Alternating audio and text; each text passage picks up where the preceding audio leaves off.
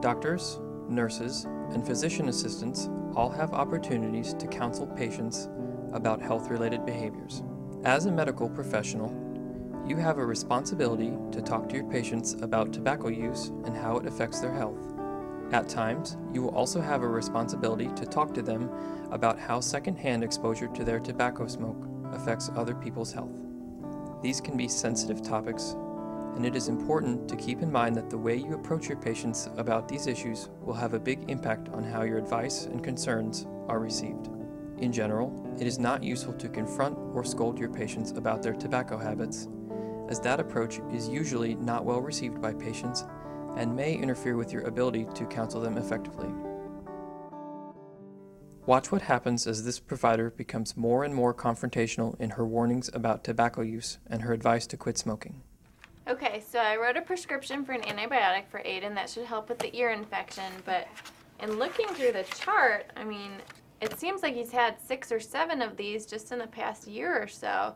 Yeah. That's really a big problem. Yeah, it's pretty stressful for both of us. I think it's really upset. Well, one of the primary risk factors for multiple ear infections in kids is actually smoke exposure. Are you smoking?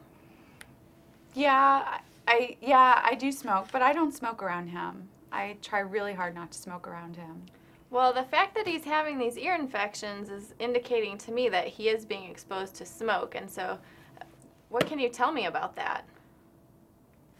I don't know. I mean, I try really hard not to smoke around him. I don't smoke in the car. When he's home, I go outside to smoke.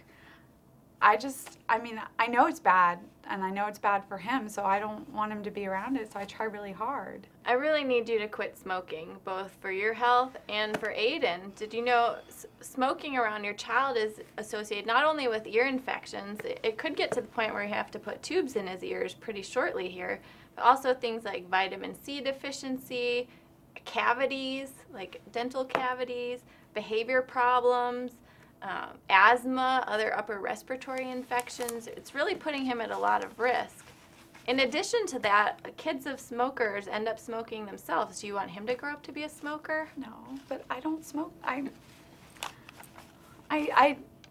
thought about quitting, but it's really hard, so I just don't know how to do it. Well, now's the time to quit. It's really gotten to the point where you can't keep smoking. Not only for him, like I said, but also for you. You're putting yourself at risk for lung cancer, for emphysema, for oral cancers, for heart disease, for all kinds of things. I know. I've heard, people have told me before, I've heard all that.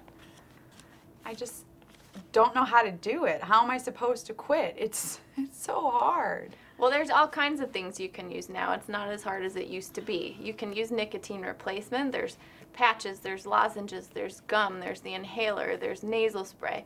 We can talk about medications. You can try Chantix, you can try Zyban. There's quit smoking groups you can go to. There's hotlines you can call. I just don't have time There's for no any of reason that. why you shouldn't be able to quit. This is really important.